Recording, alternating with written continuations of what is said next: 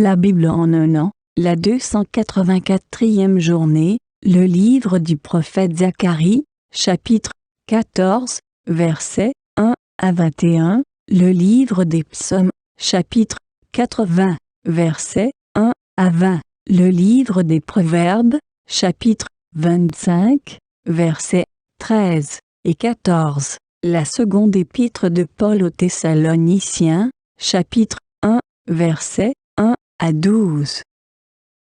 Le livre de Zacharie, chapitre 14. Voici qu'arrive un jour pour l'Éternel, et l'on partagera au milieu de toi le butin qu'on t'a pris. Je rassemblerai toutes les nations pour qu'elles attaquent Jérusalem.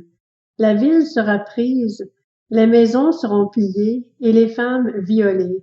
La moitié de la ville partira en exil, mais le reste du peuple ne sera pas éliminé de la ville. L'Éternel sortira et combattra contre ces nations, comme il combat le jour de la bataille. Ses pieds se poseront ce jour-là sur le mont des Oliviers qui est vis-à-vis de Jérusalem, du côté est. Le mont des Oliviers se fendra par le milieu, d'est en ouest, et une très grande vallée se formera. Une moitié de la montagne reculera vers le nord, et une moitié vers le sud. Vous fuirez alors la vallée de mes montagnes, car la vallée des montagnes s'étendra jusqu'à Adzil. Vous fuirez comme vous avez fui devant le tremblement de terre lors du règne d'Osias sur Juda. L'Éternel, mon Dieu, viendra avec tous les saints. Ce jour-là, il n'y aura pas de lumière, de froid, ni de glace. Ce sera un jour unique, connu de l'Éternel, et qui ne sera ni jour ni nuit, mais vers le soir, il y aura de la lumière. Ce jour-là, de l'eau vive sortira de Jérusalem et coulera, une moitié vers la mer Morte, l'autre moitié vers la Méditerranée. Ce sera le cas été et hiver. L'Éternel sera le roi de toute la terre. Ce jour-là, l'Éternel sera le seul Éternel, et son nom sera le seul nom.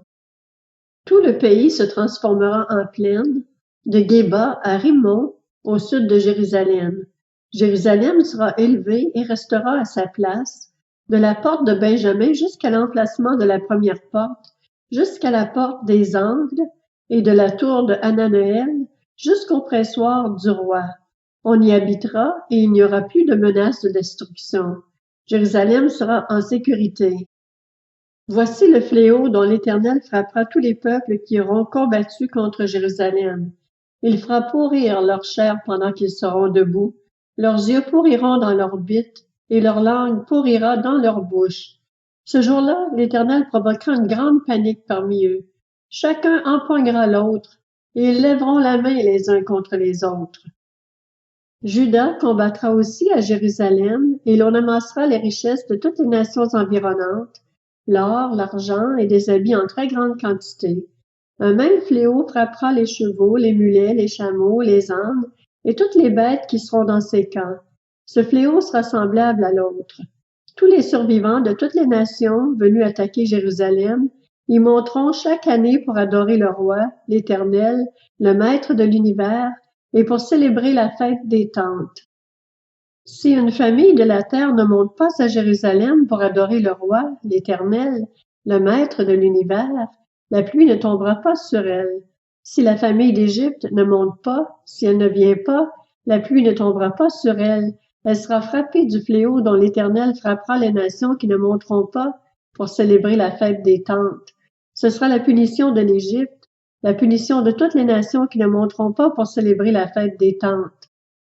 Ce jour-là, il sera écrit sur les clochettes des chevaux, consacrés à l'Éternel. Les marmites dans la maison de l'Éternel seront consacrées comme les coupes devant l'autel. Toute marmite à Jérusalem et dans Juda sera consacrée à l'Éternel, le Maître de l'univers. Tous ceux qui offriront des sacrifices viendront et s'en serviront pour cuire les viandes, et il n'y aura plus de marchands dans la maison de l'Éternel, le Maître de l'univers, ce jour-là. Le livre des psaumes, chapitre 80. Au chef de chœur, sur la mélodie, les listes du témoignage. Psaume d'Asaph. Prête l'oreille, berger d'Israël, toi qui conduis Joseph comme un troupeau. Interviens dans ta splendeur, toi qui sièges entre les chérubins. Devant Éphraïm, Benjamin et Manassé, déploie ta force et viens à notre secours. Ô Dieu, relève-nous. Fais briller ton visage et nous serons sauvés. Éternel, Dieu de l'univers, jusqu'à quand t'irriteras-tu contre la prière de ton peuple? Tu les as nourris d'un pain trempé de larmes, tu leur as fait boire des larmes à pleine mesure. Tu fais de nous une source de conflit pour nos voisins, et nos ennemis se moquent de nous. Dieu de l'univers, relève-nous. Fais briller ton visage et nous serons sauvés. Tu avais arraché de l'Égypte une vigne, tu as chassé des nations et tu l'as plantée. Tu as déblayé le sol devant elle. Elle a pris racine et rempli la terre. Les montagnes étaient couvertes de son ombre, et ses rameaux étaient comme des cèdres de Dieu. Elle étendait ses branches jusqu'à la mer et ses rejets jusqu'au fleuve. Pourquoi as-tu renversé ses clôtures? Voilà que tous les passants la dépouillent. Le sanglier de la forêt y sème la dévastation, et les bêtes des champs s'en nourrissent. Dieu de l'univers, reviens donc, regarde du haut du ciel et constate la situation. Interviens pour cette vigne. Protège ce que ta main droite a planté, le fils que tu t'es choisi. Ta vigne est brûlée par le feu, elle est saccagée. Ton visage menaçant provoque leur perte. Que ta main soit sur l'homme qui est à ta droite, sur le Fils de l'homme que tu as toi-même fortifié. Alors nous ne nous éloignerons plus de toi. Fais-nous revivre et nous ferons appel à ton nom. Éternel, Dieu de l'univers, relève-nous. Fais briller ton visage et nous serons sauvés. Le livre des Proverbes, chapitre 25. L'effet rafraîchissant de la neige un jour de moisson, voilà l'effet d'un messager fidèle pour celui qui l'envoie. Il réconforte son maître. Des nuages et du vent sans pluie, voilà ce qu'est l'homme qui se vante à tort de sa générosité. Deuxième épître aux Thessaloniciens, chapitre 1er. De la part de Paul, Sylvain et Timothée à l'Église des Thessaloniciens, qui est en Dieu notre Père et dans le Seigneur Jésus-Christ.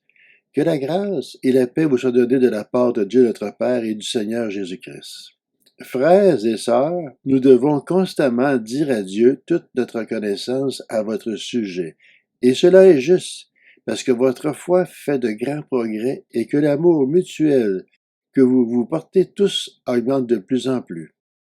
Ainsi sommes-nous fiers de vous dans les églises de Dieu, à cause de votre persévérance et de votre foi au milieu de toutes les persécutions et les difficultés que vous supportez. C'est une preuve du juste jugement de Dieu pour que vous soyez trouvés dignes du royaume de Dieu pour lequel vous souffrez aussi. En effet, il est juste aux yeux de Dieu de rendre la souffrance à ceux qui vous font souffrir et de vous donner, à vous qui souffrez, du repos avec nous lorsque le Seigneur Jésus apparaîtra du ciel avec les anges de sa puissance, au milieu d'une flamme de feu, pour punir ceux qui ne connaissent pas Dieu et ceux qui n'obéissent pas à l'évangile de notre Seigneur Jésus-Christ. Ils auront pour peine une ruine éternelle, loin de la présence du Seigneur et de la gloire de sa force. Lorsqu'il viendra, ce jour-là, pour être célébré parmi ses saints et admiré parmi tous ceux qui auront cru. Ah, vous avez cru à notre témoignage. C'est pourquoi nous prions constamment pour vous, afin que notre Dieu vous trouve digne de son appel et que par sa puissance il mène à leur accomplissement tout désir de faire le bien et toute œuvre de la foi. Ainsi la gloire du nom de notre Seigneur Jésus-Christ sera révélée en vous et la vôtre en lui, conformément à la grâce de notre Dieu et du Seigneur Jésus-Christ.